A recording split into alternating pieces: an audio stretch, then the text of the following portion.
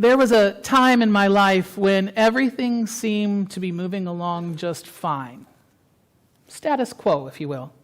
Nothing was falling apart, and nothing was especially new either. I was comfortable, yet a part of me was yearning for something more. What now? What next? I began to talk about making a change, putting my house up for sale, committing myself to a new relationship, expanding my life in new directions. But instead of packing boxes or touching up the paint, I found myself outside, planting a dogwood tree, installing perennial gardens, making things more rooted, more established. It was then that it was lovingly pointed out to me that while I was talking about creating space for new opportunity, I was actually digging in, emotionally planting roots of resistance, not making space for opportunity. I had to sit with that for a while, realizing that I was saying one thing and doing quite the opposite. And it made me wonder, how often do we each do that?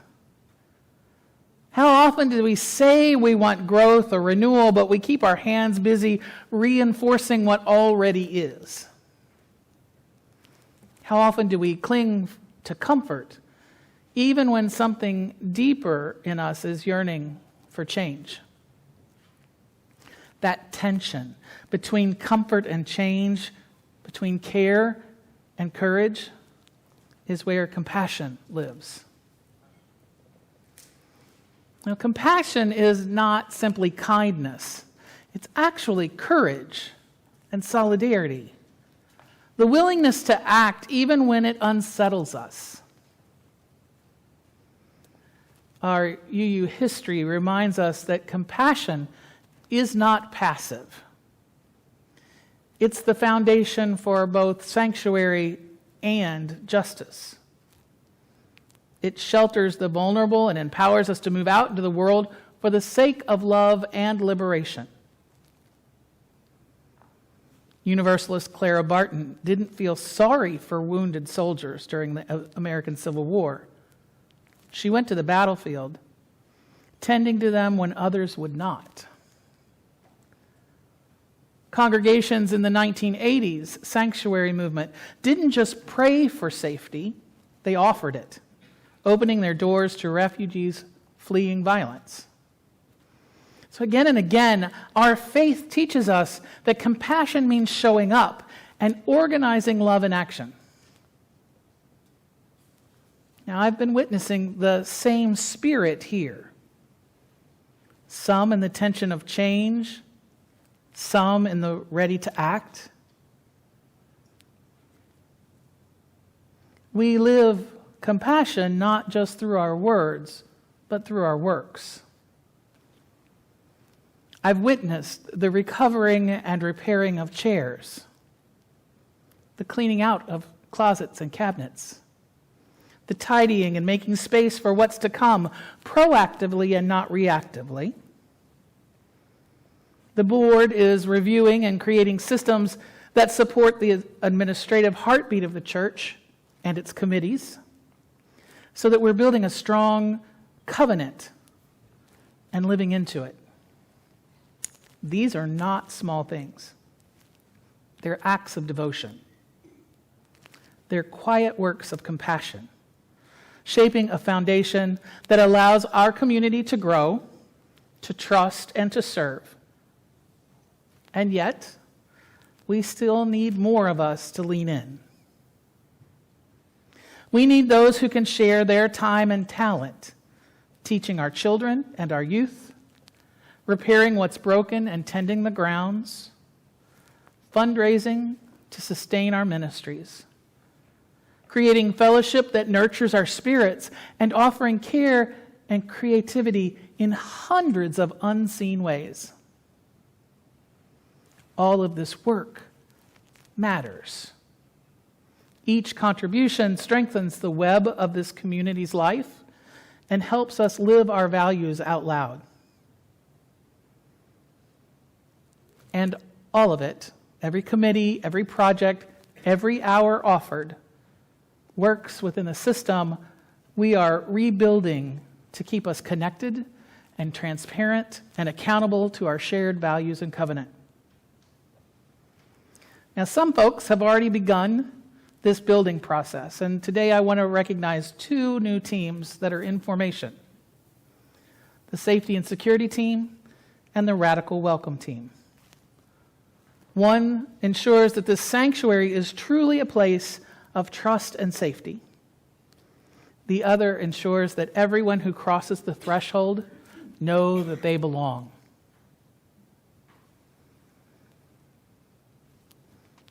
For our Radical Welcome team, we are being led in a co-team, and I'm only using first names because this goes on the internet, of Kathy and Stephen. Would you rise? They are beginning to build a team of ushers and volunteers. The other team, please stay up. Eileen and Bill are our building safety team, beginning with our first aid supplies in the building, including our AED, if you didn't know we had one, but also thinking about the larger picture of practice and policy around community care. Both of these are acts of love. Both are compassion in action. Can we share some love with them this morning?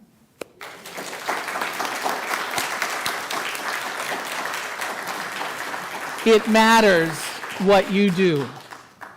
It matters what you do. And you don't have to go it alone. As we build together, we must also practice flexibility, being willing to embrace the new, even when it feels uncomfortable. These folks weren't exactly comfortable moving into these roles, but they knew it needed to happen. And we need to honor what each of us needs while centering the whole community over the individual. There's tension.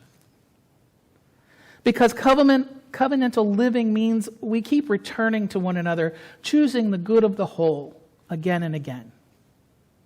And sometimes it takes an outside agitator, a new idea, a new voice, a new experience to shake things loose that have been stuck, to make room for renewal.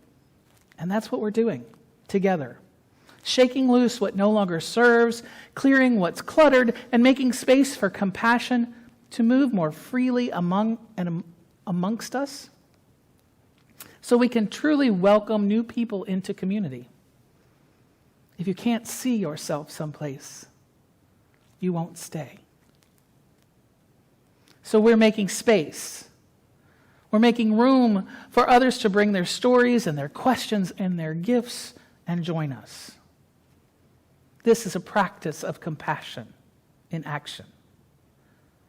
We create a place where newcomers can see themselves reflected in the life of the congregation, and they can imagine where their belonging is, where they might one day say, "This is my spiritual home." That opens us to transformation, that willingness to be changed by those who join us, and brave enough to let love lead. We're building a new way, planting seeds that will grow to feed not just those of us here right now, but folks who are not even within our walls yet. As we move deeper into this fall season, you're going to start hearing about our stewardship pledge drive for 2026. And I invite you to remember that compassion is sustained by the gifts of our community, our time, our talent, and yes, our treasure. If we want to build and grow, if we want to be a place of sanctuary and justice, we need all the gifts you bring. We need your teaching. We need your repair skills. We need your creative energy, your steady presence. and financial pledges too. Those treasures fuel our ministries, our worship, our music, our pastoral care, the justice work, and the promise of sanctuary. Think of it like this. It's like tending a fire. A fire brings warmth, light, and safety, but it doesn't burn on its own. It needs fuel, attention, and care. Left untended, it dwindles or runs out of control. But when many hands gather wood, when many hearts commit to keeping a watchful eye, the fire can blaze bright enough to warm not only those gathered close, but those who are seeking that beacon of light. The Spirit calls us to say, do. Do what you can. Do what calls to your heart. Do what builds compassion in the world. Because we, my friends, are the builders. We are the ones called to plant seeds, not of resistance, but of renewal. May it be so, and may you too be called to say yes and do.